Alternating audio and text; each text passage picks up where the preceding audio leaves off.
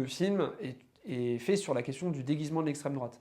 C'est-à-dire comment est-ce que les néofascistes vont utiliser les moyens de communication, les moyens de propagande pour se faire passer pour ceux qui ne le sont pas. Une des phrases que j'ai le plus répétées à l'équipe technique pendant qu'on préparait le film, c'était je préfère un nazi avec une croix gammée sur l'épaule ou le bras qu'un nazi qui porte un costard et qui se fait passer pour ce qu'il n'est pas en fait.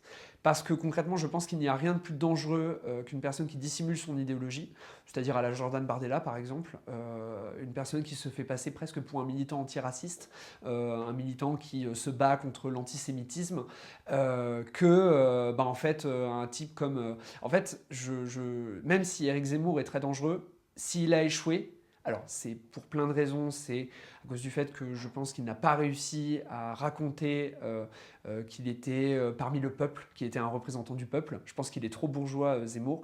Mais il y a aussi un truc où Zemmour, il est trop extrême en fait finalement. Et il est extrême parce que ses conseillers de communication, Sarah Nafo, etc., tous les gens qui sont autour de lui, ont voulu le rendre comme un espèce d'extrême parmi les extrêmes, c'est-à-dire de frontaliser son propos. On lit son programme, c'est très frontal, etc. Mais c'est aussi pour ça que ça n'a pas marché.